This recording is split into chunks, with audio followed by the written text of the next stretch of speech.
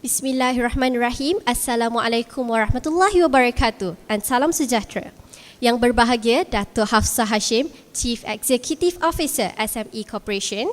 Yang berbahagia Profesor Dr. Norgani Matnor, Dean Faculty of Economics and Management, Universiti Kebangsaan Malaysia. Yang berbahagia Profesor Dr. Ishaq Yusof, EMBC Conference Chairman, Senior Officers of UKM, distinguished guests, ladies and gentlemen.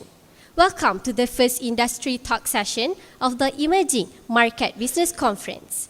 Ladies and gentlemen, we are deeply honored and privileged to have with us our first speaker yang berbahagia, Dato Hapsah Hashim, the Chief Executive Officer of SME Corporation Malaysia.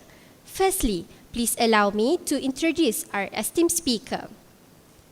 Dato Hapsah Hashim has held the position of Chief Executive Officer since March 2005. As the CEO of SME Corporation Malaysia, she is responsible in coordinating and overseeing policies for the overall development of SMEs in this country.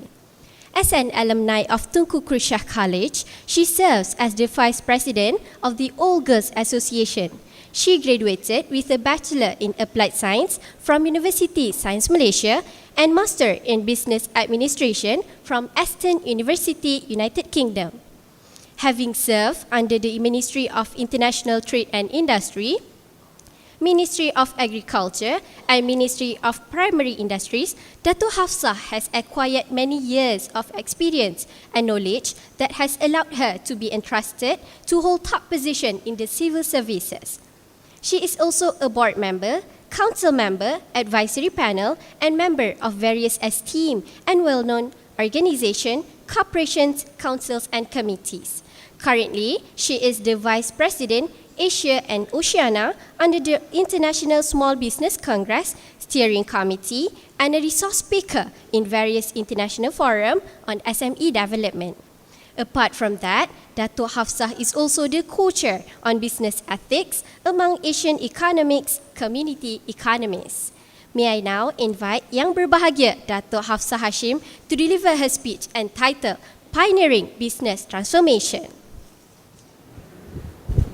Thank you very much for that very kind introduction. Assalamualaikum warahmatullahi ta'ala wabarakatuh. Yang Berbahagia Professor Emeritus Dato Muhammad Zawawi Ismail, Dr. Norgani, Yang Bahagia Professor Dr. Ishaq, Senior Officers of UKM, distinguished guests, ladies and gentlemen. I'm so very much privileged and honored to be given this opportunity to share with you my thoughts on how we in SME Corp pioneer this business transformation, and very much, I would say, to the bit of what you call making sure that our SMEs, our small businesses in Malaysia, grab that opportunity going into this emerging market. And that's the core of our discussion this morning. When we look into SMEs, as yesterday I was at UTP, University Technology Petronas, and I checked with them, what do they understand about SMEs? And I told them, SMEs is a new big. You may be small, but you are the new big. They looked at me twice. How could SMEs be the new big? Like black is the new green, or green is the new black? Now, to be able to understand what I said, SMEs is a new big, is only fair for me to walk through with you this transformational journey that SME Corp goes through. We started back then as SMEDEC, Small and Medium Industries Development Corporation. We thought that we knew what we did best. SMI, Small and Medium Industries, and very much back then, manufacturing centric. Because we didn't know. We didn't have a feel of how many companies are out there. And when we did that, we had an SMI development plan, largely to ensure that the small and medium industries back then they become reliable, consistent suppliers to the multinational corporations. And you would have understood that in this country, back in the 80s, in the 90s, it's very much driven by FDI, very much driven by the multinationals, very much driven by companies like Motorola, Matsushita, Mitsubishi, very much driven by Intel. And how do we create that pool of domestic SMIs to become reliable suppliers to these MNCs? And so we had this SMI development plan. I'm very much immersed into it. I know every word in the master plan. I know how we charted the direction for textile and apparel, for the automotive sector, for the food and beverages, for the tobacco, for a number of sectors that we thought that we knew best back then. And we didn't even think about the ICT sector. We didn't even think about construction, about retail, about wholesale, because we only knew about SMIs back in the mid-90s, largely to support the Industrial Master Plan 2. And I was very much also immersed in Industrial Master Plan 2. Sorry, I don't like to be so rigid at the rostrum. And when I thought about immersion, I was only given the opportunity of putting 3 paragraphs in Industrial Master Plan 2. And largely for SMEs to become suppliers to these MNCs and also to become suppliers to these large companies. Now, when we moved to SMI development plan, I told myself, bingo, we hit it. We not only got 3 paragraphs, but we got a full-fledged master plan for SMI. So we thought that we make it good. Again, believe you me, at that time, I didn't have a feel of how many companies out there. All right? Now, then we move on.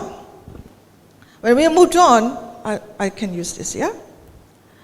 To the next era, and as you heard the CV that was mentioned, I was appointed in, March 2005, but I was already acting in September 2004. The first thing that I did, having gone through the training that I had as a technical, I graduated as a polymer engineer. I want to have a feel of statistics. Because to me, what you can't measure, you can't plan. And when you can't plan, you can't manage. So I want to know what's happening on the ground. In 2004, 2005, we did our first census for SMEs. Only then, after having a census, we recognize, OMG. In actual fact, there are 548,000 companies, out of which only 7% are in the manufacturing sector. 87% in the services sector, nobody is looking into it. And there's only 3% agriculture. Where have we been giving our focus to? We lost them all these years because we were just focusing on what we thought we knew best at that time. That is SMIs. And hence it gave birth to what you call the National SME Development Council, the highest governing council. Then it was, the secretariat was Bank Negara, and later now SME Corp became the secretariat. With that census, we shifted our gear. We no longer should be just looking at SMIs, but SMEs. And I hope you recognize that. SMEs, small and medium enterprises. 2007, we took over the secretariat from Bank Negara, and then we moved on our journey to 2009, where as SMEDEC, which is Small and Medium Industries Development Corporation, we got ourselves branded to SME Corp, right? Because SME Corp, we think would represent the whole entire, businesses that we should be looking into. 2010, we developed what you call the SME Corp strategic plan, and not wanting, because that plan is just meant for the organization, but we don't want to miss what's so important to us, the stakeholders, which is the SMEs. We want to know where they're moving. We've got to chart the direction where they're moving from one end to 2020, and henceforth we had what you call the SME Master Plan, which you'll see later has been tabled as the game changer of the economy. Next, we moved on to 2020. All very much encompassed in this SME Master Plan that we have, that now forms our referral document, not just for Malaysia. I want to share with you, it has now become a reference point for the world. As when we launched the SME Master Plan in June 2012, by July 2012, I've been invited to speak at the Beehive. Beehive is a parliament house in Auckland, in New Zealand, on SME Master Plan, and it was shared together with the Australian parliamentarians as well, and it was quoted that in the international press, in Reuters, that the SME Master Plan of Malaysia puts a lot of developed countries look like knee-jerk policies on their SME development, quote and unquote. And that was picked up by so many all over the world, including our very own Prime Minister retweeted this particular statement. And last year, I was invited to speak at the House of Lords in London on our SME Master Plan. That became a reference to a lot of countries, such that today, the same team that helped us and worked with us on SME Master Plan now moves from country to country. Countries like Thailand, despite their political turmoil, countries like Vietnam and even Korea are now engaging the same team to help them to come up with their very own SME Master Plan. Now, when we had this SME Master Plan, and knowing that, I'm not sure whether any one of you can guess how many ministries and agencies are doing SME development in Malaysia? Anyone? Okay, let me tell you this. Facts of the day. There are 15 ministries, 15, and 61 agencies that also undertake SME development, not to mention the universities. That's a lot of stories to tell, right? 15 ministries and 61 agencies. Believe you me, it is not just peculiar to Malaysia. As I do a lot of work in APAC, I do a lot of work in ASEAN, in OIC. Apparently, all the countries in the world, they've got various ministries that also do SME development, because SME, the word itself is generic. So you've got Ministry of Agriculture, you've got Ministry of Rural Development who also does SME work. You've also got Ministry of Women Development that also does SME work. And you've got many other ministries that also want to do SME work. Ministry of Culture, Youth and Sports, Ministry of you name it. All right, domestic trade and others. So 15 ministries and 60 agencies, and that's the reason why you see here the word a dedicated agency for SME development, because SME Corp is the agency that oversees the work of SME development across 15 ministries and 61 agencies in Malaysia. So that includes the work from MARA. They have to report to us. We have our meetings once in every 2 months, and these people will have to report to SME Corp their programs, progress of the programs, impact, outcome, output, everything to be reported to SME Corp. Because as a central coordinating agency, we then report to the Prime Minister. Okay, so And this is our basic work that we have, the functions that's given to us under our Act. That is, we are the Secretariat to the National SME Development Council.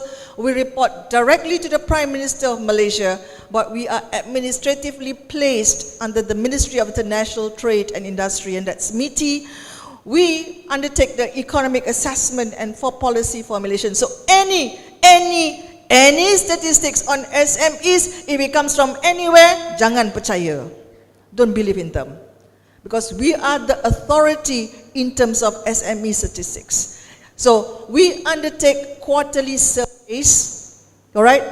Every quarter there is a survey. You want to know the impact on GST? Yesterday one UTP student asked me, what is the impact on GST on SME? You have to ask SME Corp.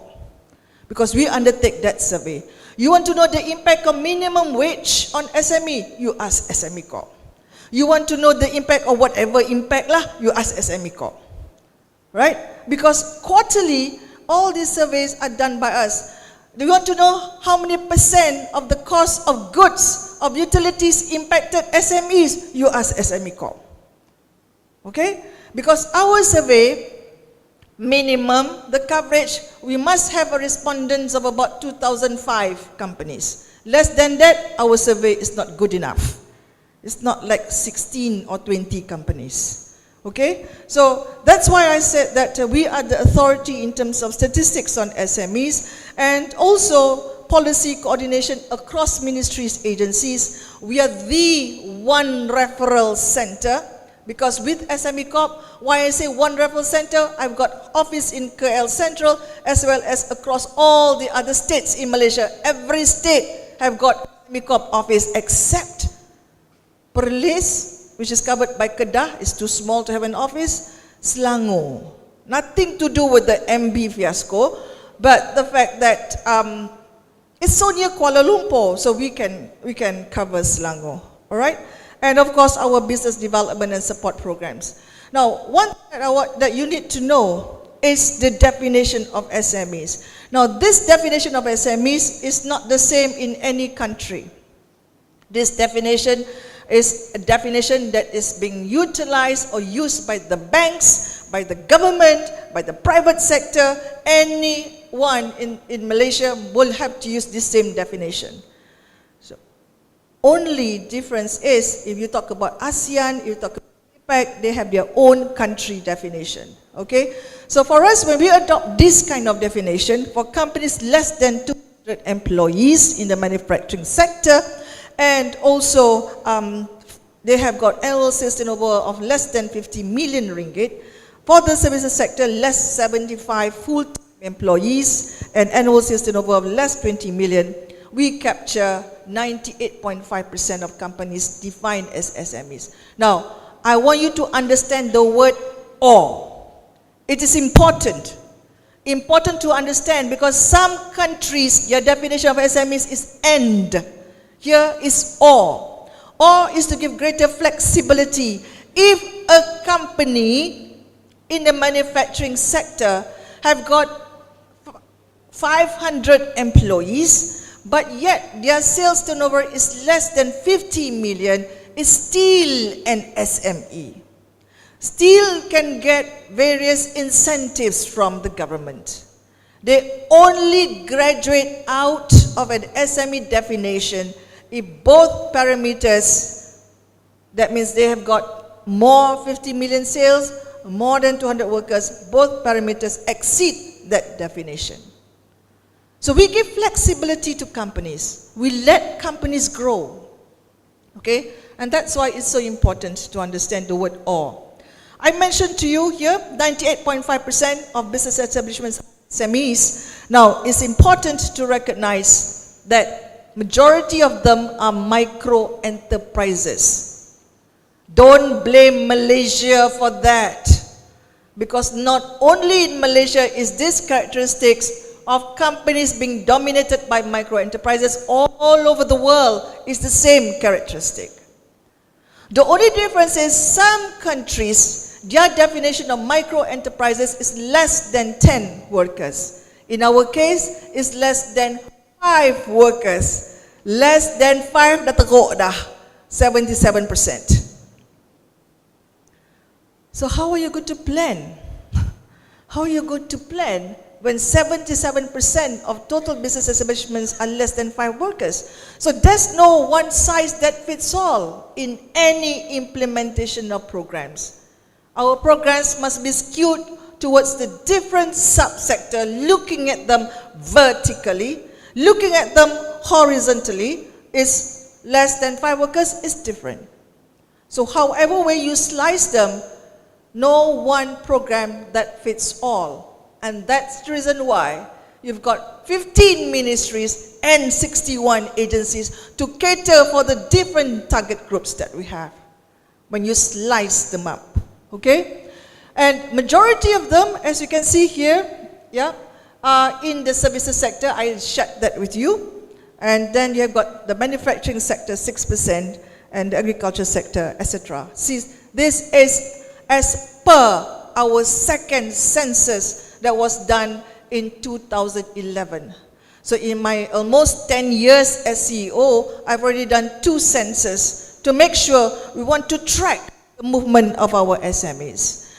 Now, when we had a look at them, and I shared with you 90% are services, we then shifted our gear must be towards making sure the services sector thrive and that they are sustainable in their business. Because if you look down south to our neighbor, their economy is driven by the services sector. So what did they do right? Learn from them, adopt best practices, and see how we can ramp up our SMEs to also make sure that their businesses thrive. Now, moving ahead, we have got the different 5-year Malaysia plans I mentioned to you. All right? When we had the 90s, very much manufacturing-centric as a leading sector. Under the second industrial master plan, we want to transform that manufacturing sector. And then later, in 2006 to 2020, the third industrial master plan, I forgot to tell you, I have already moved from just 3 paragraphs in second industrial master plan. Now I get 2 full chapters in the third industrial master plan. Number 1, I got a full chapter on SME development. Number 2, I got a full chapter on domestic investment. Because all the while, people are talking about FDI, FDI, FDI. They forgot about there is such thing as also DDI. That's domestic investment incentives. All right? So we then also had a full chapter on domestic investment in addition to the SME chapter in the third industrial master plan. Bingo. That's good news. People are giving attention to SMEs and of course the SME master plan. In fact, yesterday one of the students at UTP was asking me, why suddenly of late all this hype about SME? Why is SME so important in the economy? Very naive question. So I gave them a lecture. Wrong question to ask me. Okay, right. When we did the master plan, I want to share with you, it was a whole top-down, bottom-up consultative process. We want to make sure that our master plan is not a flip-flop master plan, as we can see today. All right? So we consulted every slice of the economy. We engaged the think tanks, we engaged the bankers, the financiers, the academicians, chambers of commerce, ministries, and others. So everyone was engaged, bottom up, top down. And when we had this SME master plan, definitely the SME Development Council have the final and the last say. They are the highest policy body that comprise all those 15 ministers are members of the council that's chaired by none other than Prime Minister. And what do? They oversee all the policies and the implementation of programs across these ministries and agencies. Now, when we did this, the first thing that came to mind that we wanted to track, I repeat what I said this morning. Me, what you can't measure, you can't plan. When you can't plan, you can't manage. I need to know where the SMEs are moving, how are they doing. So we tracked back. We went back to 2004, crunched the numbers, had a look on how they grow, the SMEs grow, vis-a-vis the average national economic growth. Bingo.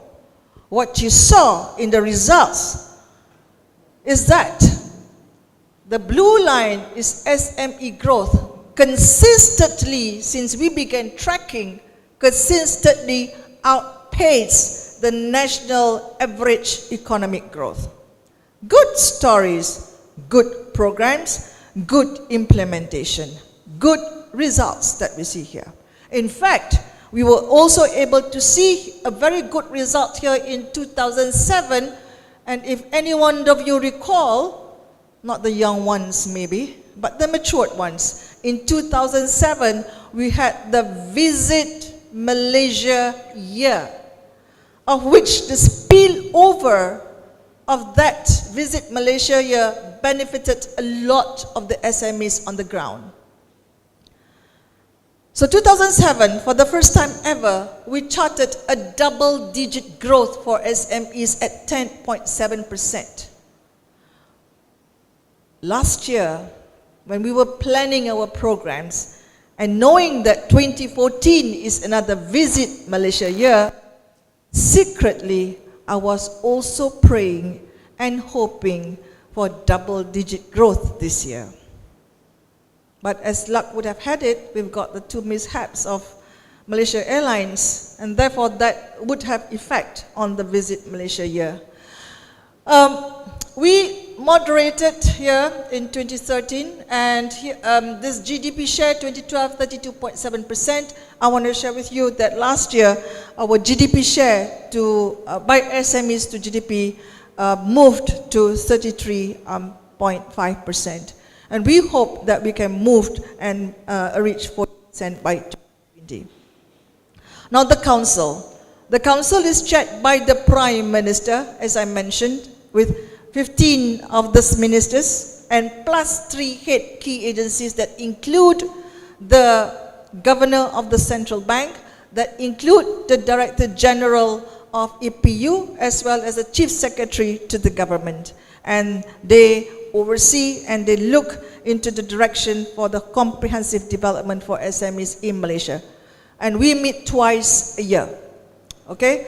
So apparently this model is now being emulated by Thailand, is now being emulated by Vietnam, is now being emulated by some of the OIC countries, because they now set their own SME council as well, knowing that our Prime Minister gave his #1 support to SME development. So the last 10 years, how have we fared from the council? #1, as I mentioned to you, we have been able to standardize. We got the census, we've got adoption of the common definition of SMEs, we established a committee on marketing incubation, we've got our annual SME performance report, not SME Corp, it's SME performance report.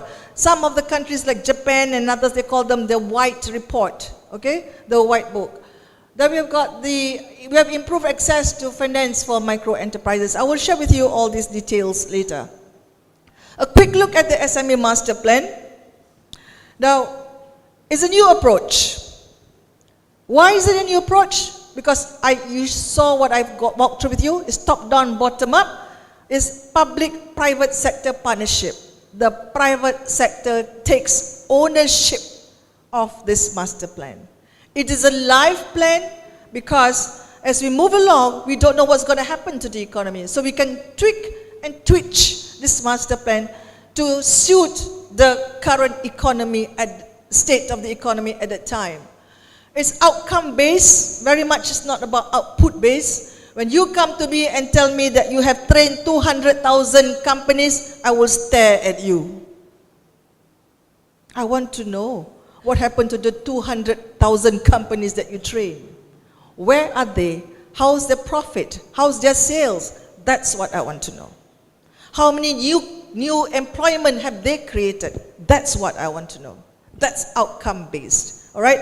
and very much is innovation and productivity led. And you will see all this coming through as I share with you some of the targets of the SME Master Plan. Now, this plan doesn't exist in silo.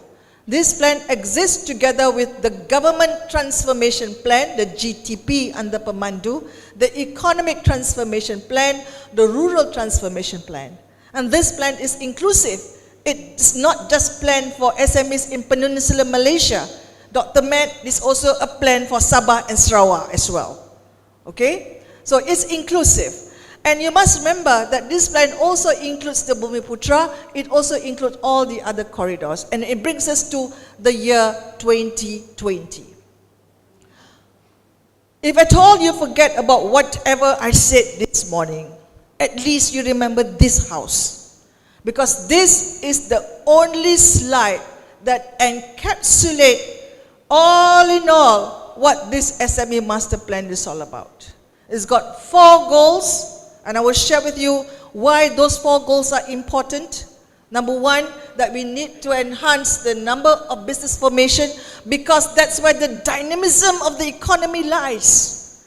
The endogenous growth of any economy in the world lies in the domestic companies, i.e. the SMEs. And therefore, we have to keep on churning and churning and churning new companies, new startups. Number 2, this master plan has got the goal of expanding number of high growth and innovative firms. I mentioned to you, there's no one size that fits all.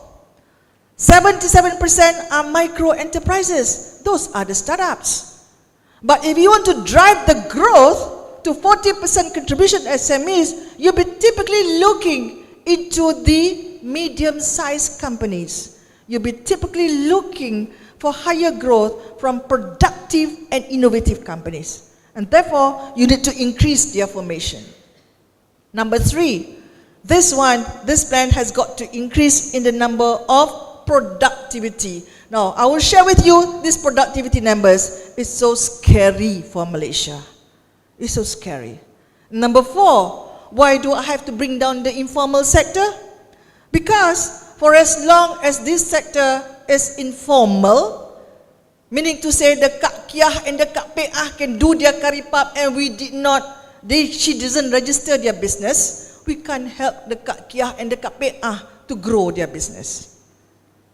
Because for them to grow their business, for them to get incentives, they must be legal business entities.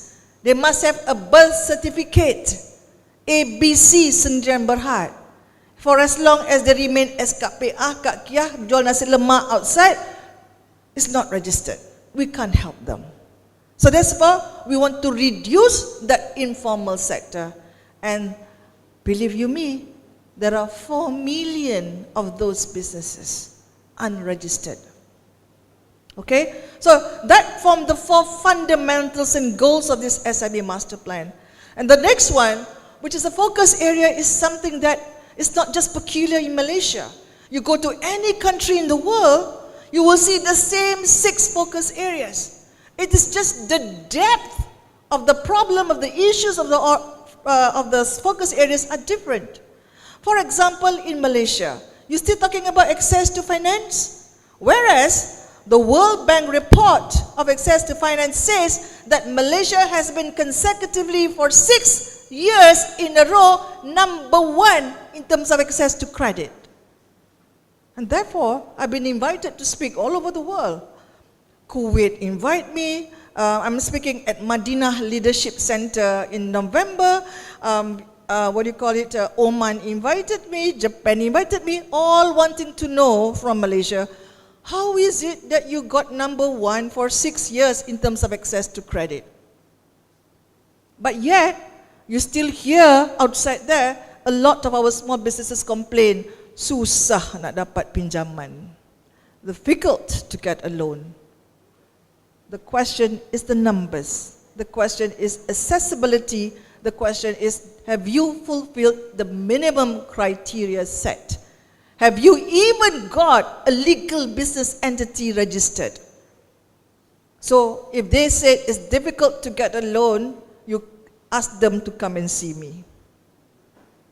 Okay? Because why we got number 1 for 6 consecutive years? One of the things that we did 7, 8 years ago, number 1 is that SME Corp works together with the Association of Banks and Association of Islamic Banks of Malaysia.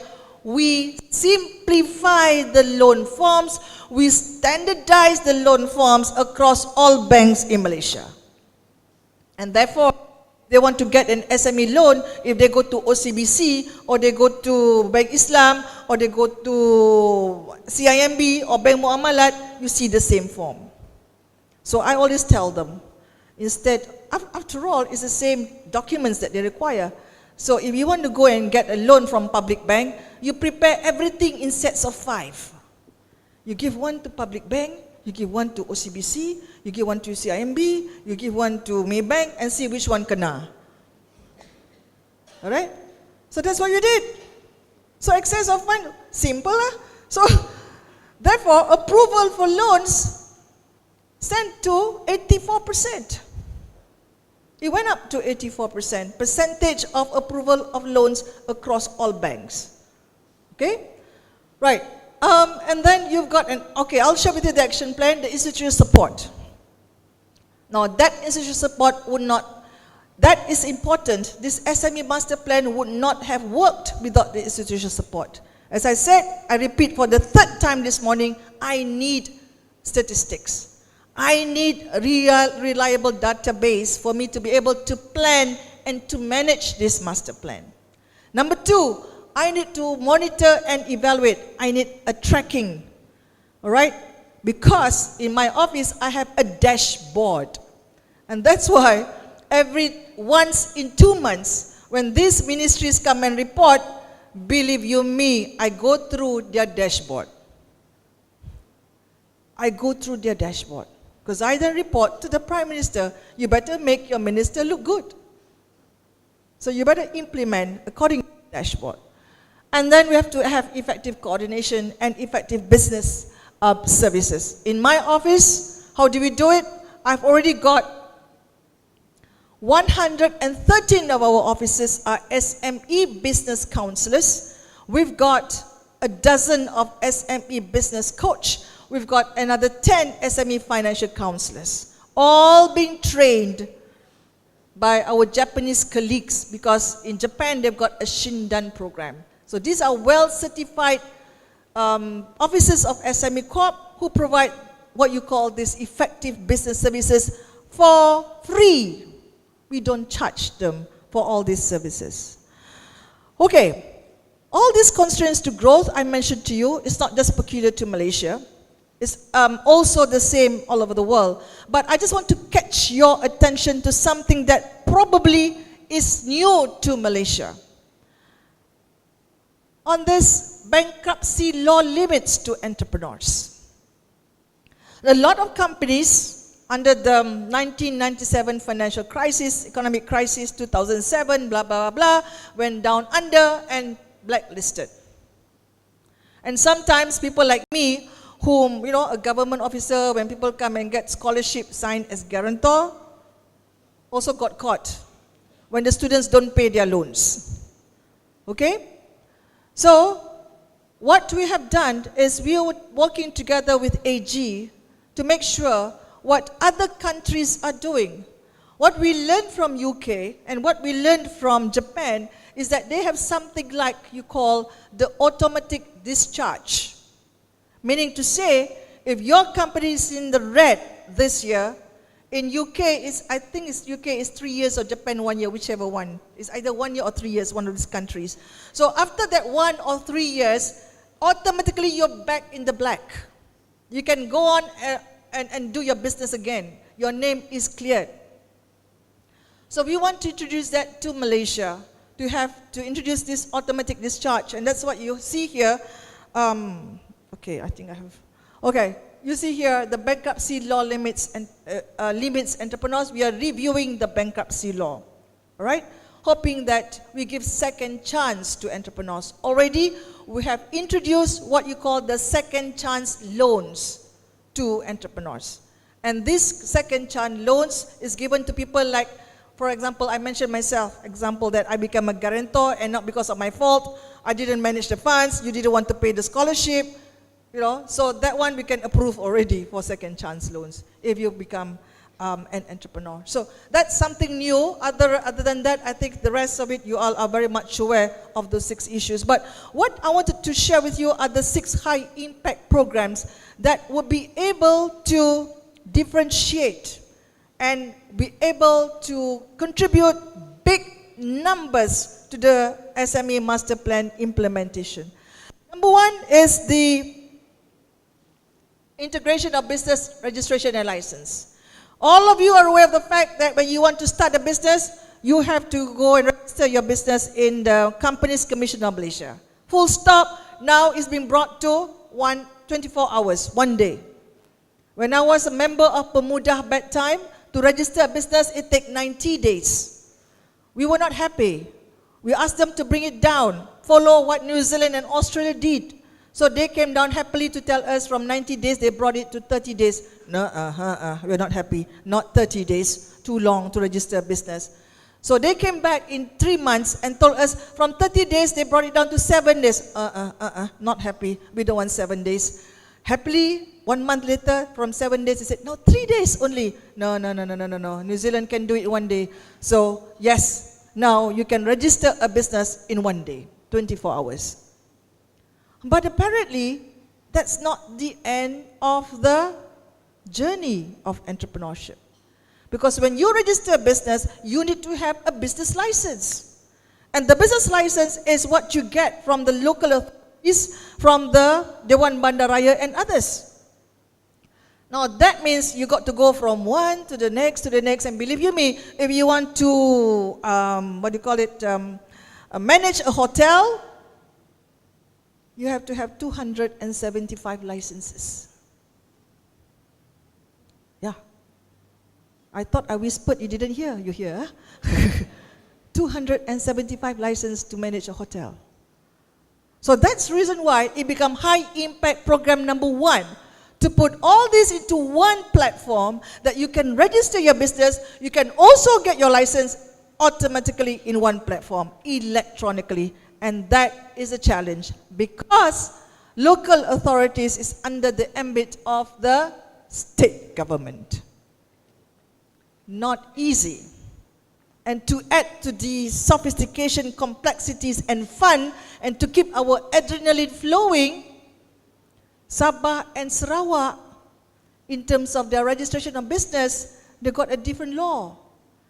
They've got their ordinance, they've got their enactment. They don't use the Company Commissions of Malaysia's law. So it's sufficient for them to register their business with Bank Negara in Kuching. Sufficient for them to register their business with the district office in Kapit, in Kenawit. Ayo ma. And that was why it becomes the high impact program. The day that we can register the business and have the licenses all in one platform, we hit it home. We hit it home. We will become world class. Secondly is how important is the technology commercialization platform. A lot of research that's done in universities stays in university labs. We want to make sure that this research is being commercialized, and we want fast track that commercialization platform. And to do that, we've already created what you call Platcom.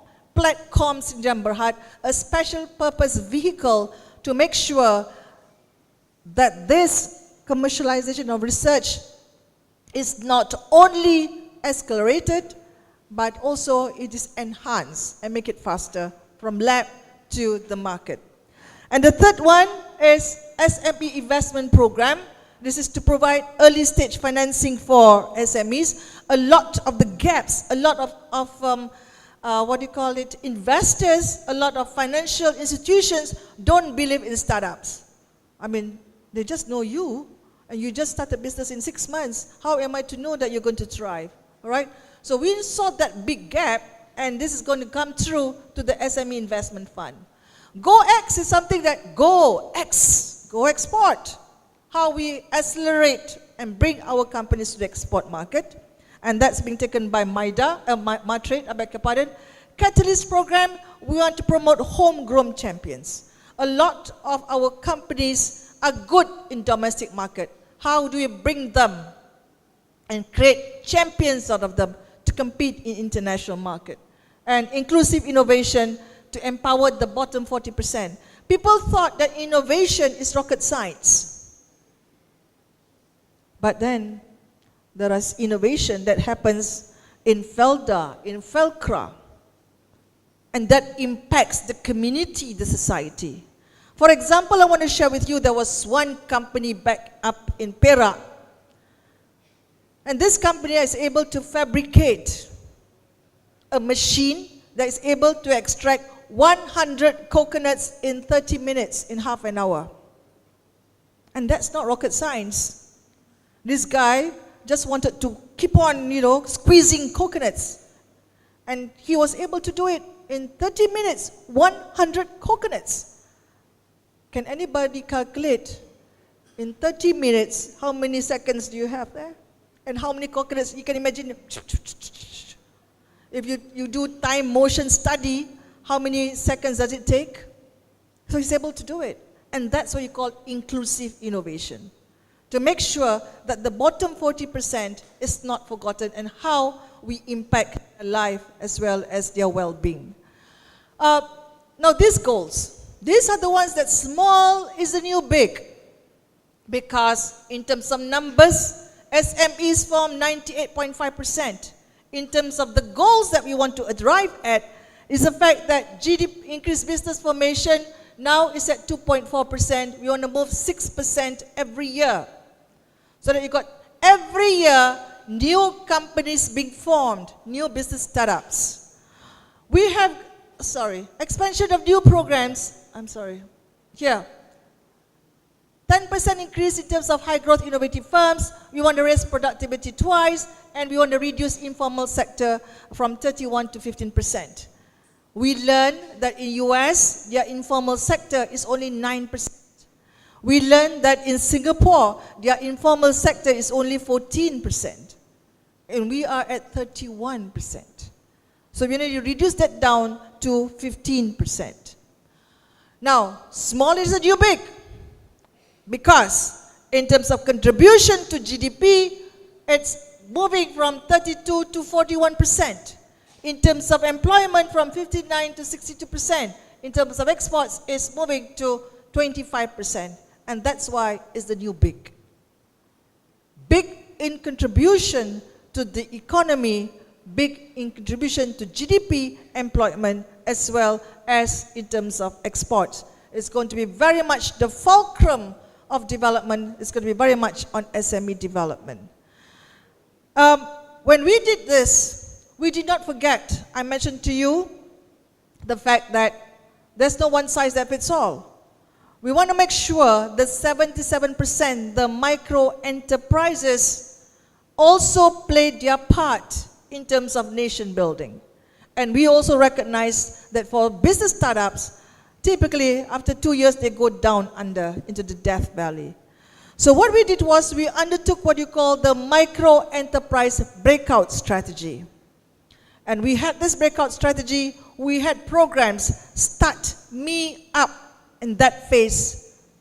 Me is micro enterprise. Start Me Up, start the micro enterprise up. Then Grow Me, and after that, Market Me. And after that, once you have Market Me, I want you to Fast Track Me. And after that, Me, Money Matters.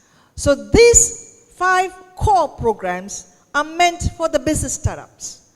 Right through from they start their business until they go for expansion and graduation. How we will track them through Start Me Up, Grow Me, Fast Track Me, Market Me, and Me, Money Matters. There are various programs that we have put on board. And for example, some of the programs that I want to share with you is, for example, if you want to start a business, I've got a startup kit. Now this startup kit, you can even get online. You don't have to even come to SME Corp. And that's how we transform your business. You want to start a laundry shop? Or you want to start a restaurant? Or do you want to go and do an ICT company? Everything is under the startup kit. And then, of course, under Grow Me and Market Me, you've got all these 35 programs meant to make sure that companies at every stage of their formation are able to be sustained. How do we do this? We want to measure them. We want to track them. So we got what you call the diagnostic tool, which we ourselves developed, called SCORE, SME Competitive Rating for Enhancement. And what does this SCORE do? As I said, it is a diagnostic tool. It measures the performance of companies at firm level. I will know you inside out, upside down, because I track you. I track you looking into your business performance, your financial capability, your technical capacity, your operation management, innovation, as well as management capabilities. I got 5 minutes, 10. Okay, hampir tamat. Tamat, you bagi I tamat 10 minit ke 30 minit? Sampai 12.30, okay. Right, 5 minutes. So I track you and I know you. Okay, so when I mentioned to you about the dashboard, this is what I mean by the dashboard. In my office, I got this dashboard. I know your company. And I know by sector, textile apparel, how they are faring. I know electrical, electronics, how they are faring. The automotive, I know how they are faring, agreeing in all these 7 sectors, these 7 parameters. And this is for the small businesses. If you're a startup, we put you through MCOR. Okay, because some of the parameters is not useful to you. So very easy step, we evaluate you. Our officers go down on site visit and you get your star, whether you're 1 star, 2 star, 3 star or 4 star. And for the innovative companies, we got another way of measurement, which we use the InnoCert.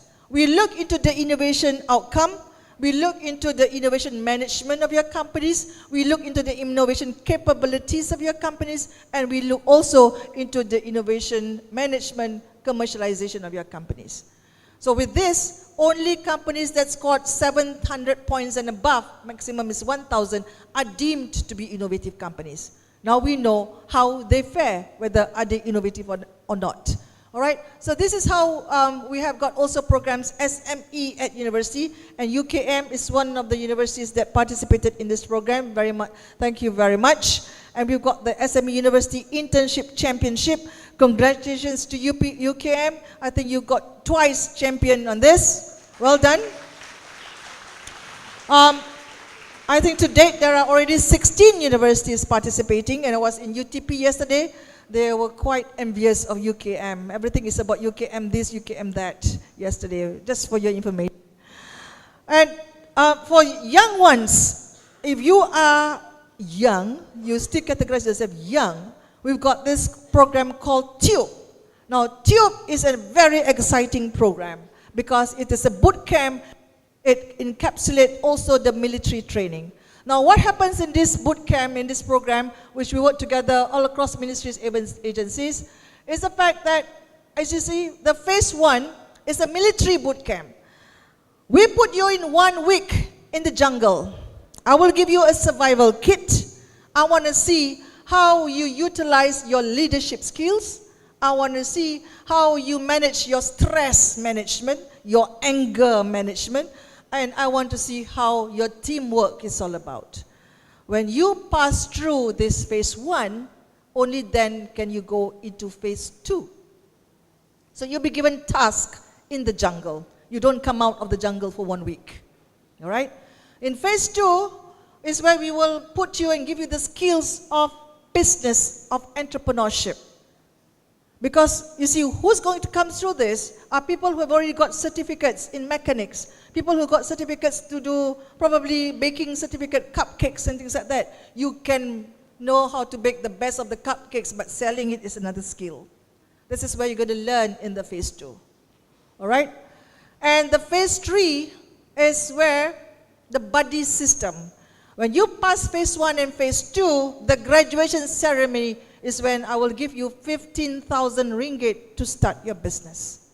Because in phase 2, you will also walk through with us your business plan, with 15,000 ringgit, what are you going to do with the money? How are you going to stretch the money that it will last you 24 months minimum? Because if you fail out in the first 12 months, you are supposed to return me back 50%, that's 7,500. You better not dare fail. Okay? So the buddy system is, I mentioned to you about SME Corp officers, the business counselors and everyone else, they will become your buddy. They will be able to track, because these officers report to me. If the participants fail, they better know their answers to my question, because then they better share that 7,500. Okay, so this is a very exciting program called TUBE, Tunas Usahawan Belia Bumiputra. So if you are below 40, between 18 to 40, you're eligible to this program, especially for those who are graduating. Very quickly, how do I track? I just want to share with you, this is my report card. How I track the ministries and agencies when they come every 2 months to me. I will look into their output 30%, outcome 40%, and fund utilization 30%. They only pass after they exceed 80%. So this is how they report to us on a regular basis. And just to share our report card for 2013, 155 programs across those 15 ministries and 61 agencies. We planned 155, 157 were implemented because they gave birth to 2 new programs. And 12 billion funds was utilized last year. Okay. So in terms of performance, 101%. Good performance, right? And, well, let me see. Okay, this is just to share with you where they are in terms of program implementation, human capital development, innovation, technology, market access, infrastructure, and access to finance. And this is the report card, 85.2% across all ministries and agencies. And I mentioned to you about outcome. So when we meet them, when they report to us, the outcome that they've got to report is in terms of productivity, all right? They've got to report to us in terms of increased business formation and formalization of businesses, as in the SME Master Plan targets. They've got to report to us business sustainability. Ada tak among their target groups bungkus? So we also want to know, all right?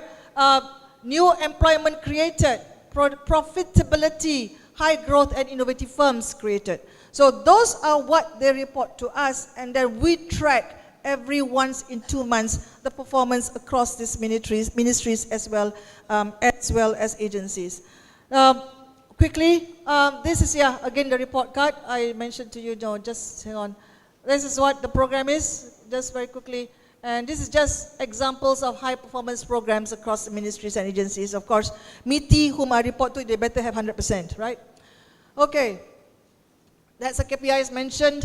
Here is where how I track them and how I monitor them. This is what for this year. This year, we have planned, 7 billion funds. And also, you can see there is a decrease in terms of allocation. 154 programs, hoping that it will benefit about 500,000 projects this year. They cover Bumiputra, microenterprise, youth, rural, as well as women. So it's very much inclusive. And these are the new programs that I just mentioned. Well, to kick off 2015, very much about GST. We eat, we live, we breathe GST this year. All right? So getting all the SMEs to register GST. That is something that is very much in our focus of plan this year. Very much about productivity. We're going to ramp that up, and also we have also announced the mergers and acquisition, because we believe that for services sector we want them to merge for them to compete in international market. So we have got special tax incentives for that. Linkages. This is how we work. We don't do alone. We work with the big ones. We work with Tesco, Aeon, Giant. Maiden is not there. How come Maiden is not there? Luckily, Dato Amir is not here. We work with BAE Systems, Boeing, Rafale. So it's good. Because for Boeing, for Rafale, for BAE, they just want us to huddle in one room and meet all the 4-star companies and above. With meeting 4-star companies and above, it's easy for them. They don't have to go around the whole country looking for companies. All right? And how do we move forward? Very much, we government can only facilitate. but the private sector is going to sit at the driver's seat. They are going to show us whether they want to drive their Ferrari at 110 or 210. Whether they want to win the race or just a cruising drive. Okay? So they're the ones who are going to be at the driver's seat. We can only facilitate them. And we will work together with the industry associations. As it's going to be done, we're going to have an SME Act by 2016, and something that we're going to push forward, how we're going to transform the industries. Now, when you talk about transformation, the Prime Minister believed that SMEs is the game changer. And being game changer, it means that they are going to be the fulcrum, they're going to be the levers, they're going to create the change in economic development. And we discussed earlier about access to market, access to finance and others. Now don't forget, next year, as we talk about SMEs as a game changer, when Malaysia chairs the ASEAN meetings next year, and we have got the summit at the end of next year, where our Prime Minister is going to chair, we will have SME as the core component of ASEAN meetings next year. We will be organizing the SME, ASEAN SME Showcase and ASEAN SME Conference in June. And also, we'll be having the ASEAN SME Strategic Action Plan, because they want to learn from Malaysia. How we do it, we're just going to escalate our master plan to an ASEAN level and have an ASEAN Strategic Master Plan. Because SMEs are just not the game changer for Malaysia. It's going to be the game changer for also the ASEAN economy as a whole.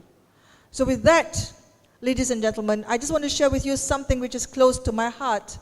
When I first started as a CEO of SME Corp, and I believe that it's the little pieces that make up the big picture.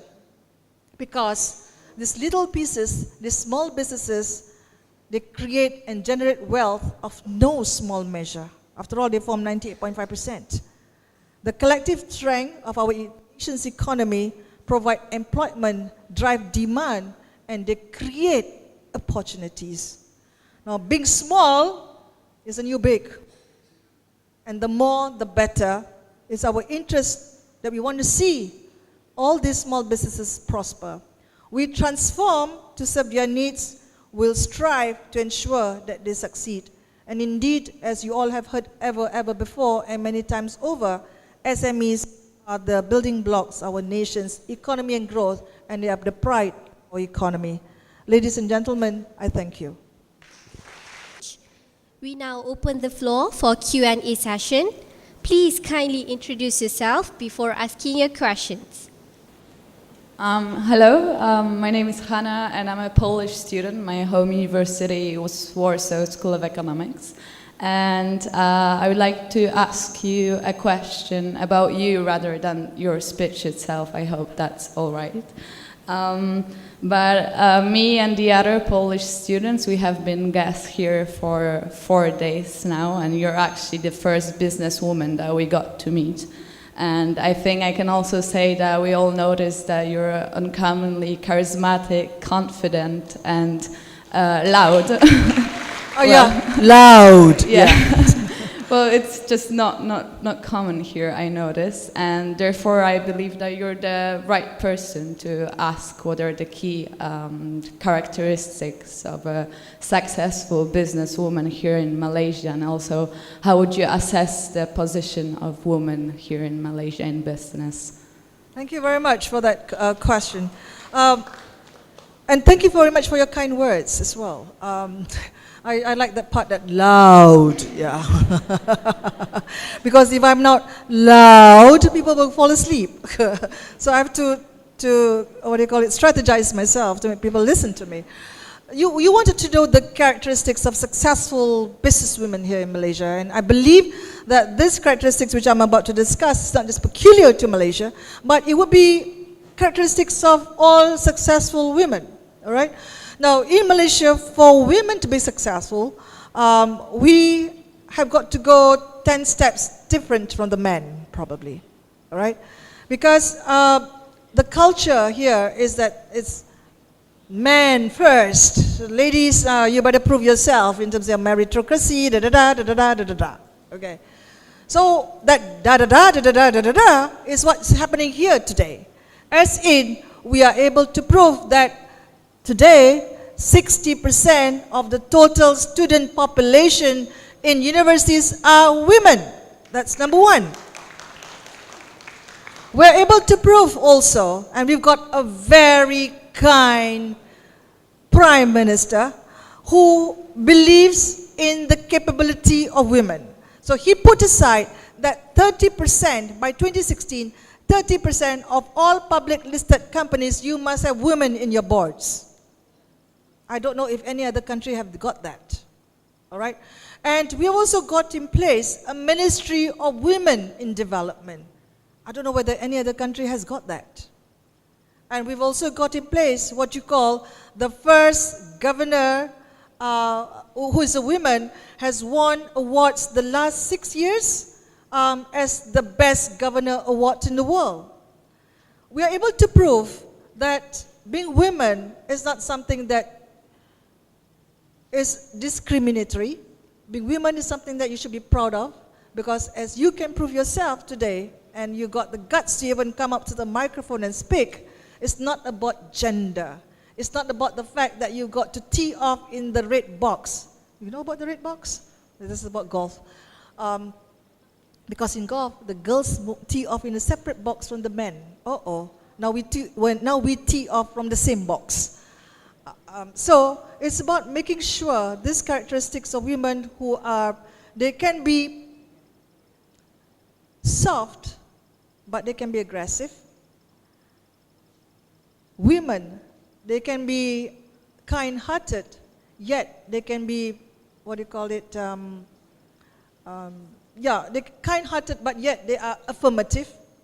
They are good decision makers. They are very focused. And I think the best thing about women is that they are super women, because they can be a career woman, but when they get home, they've got to attend to the needs and wants of the husband as well as the family. They cook.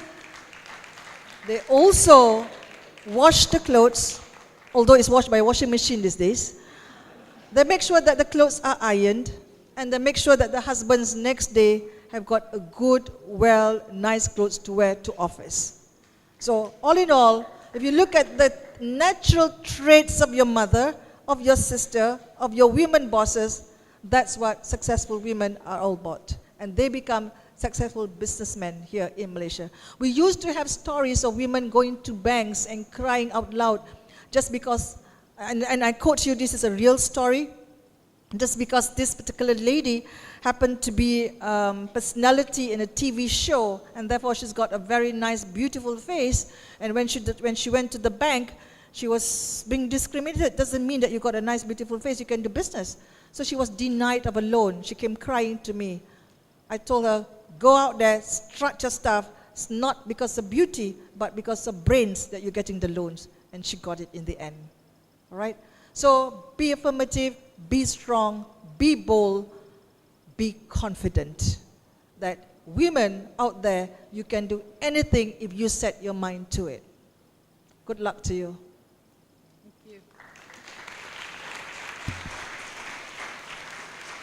Thank you. And the last question? Yes, we got a man. You want to disagree with me about women?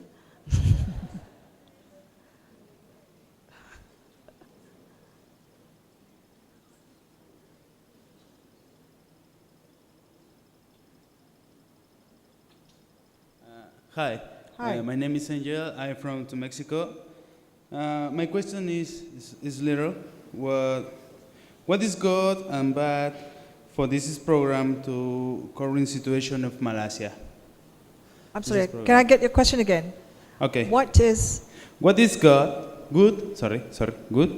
and bad of the program to the current situation of Malaysia? What is the good and bad of the program to the current situation in Malaysia? Yeah. Okay. I don't see anything bad. That's one thing about me. If I believe in something, it better be go, go, go. I will only see the good things in whatever I want to do and how I want to do it and how I'm going to drive it. And therefore, I have eliminated all the bad things about the program. The only bad thing that could have happened about this program is when somebody stumbled, somebody did not fulfill the targets that we set for themselves, and somebody have realigned their program. All right?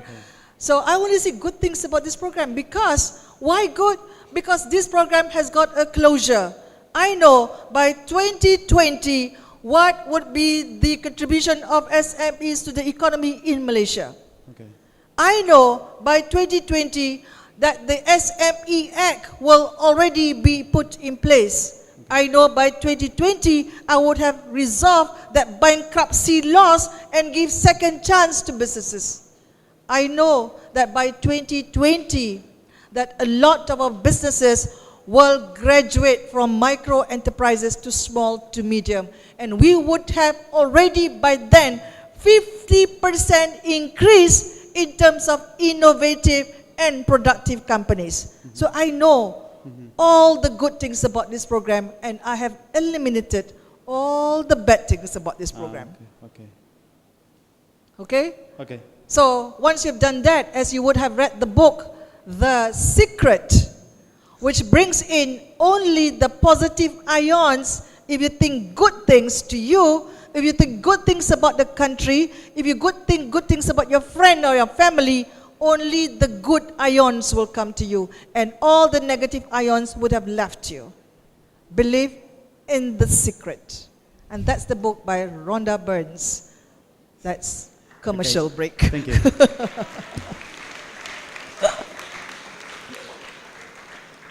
And I want to share with you, how many of you here in this room have read the book, Physics of the Future? None. Likewise, in UTP yesterday, when I asked the lecturers and I asked the students how many have read the book, Physics of the Future by Michio Kaku, none. Now, how are you going to become leaders? How are you going to become successful men or women if you are not 10 steps ahead from the rest of the pack? I'm not going to tell you about the book. Go and read it. When you go back, at least Google and find out what the book is all about, and you will be very much wanting to read the book. It will create a difference to you as a leader, as a useful citizen, on how you become relevant today in the society that you are in. Michio Kaku happens to have lunch with me. I got his book very much earlier than that. So when I had lunch with him, little did I know that I was supposed to sit beside Michio Kaku. I could discuss about the book, and he was very impressed. Well, if you don't like reading books, just go to Geographic Channel on your Astro, then he's there as well. Sharing with you the future world in the year 2100. Okay? Then you become leaders of tomorrow. I've taken much time. There are no more questions? None. They all wanted to go for lunch. Okay, let's go, girl. Yep. Thank you so very much, everyone.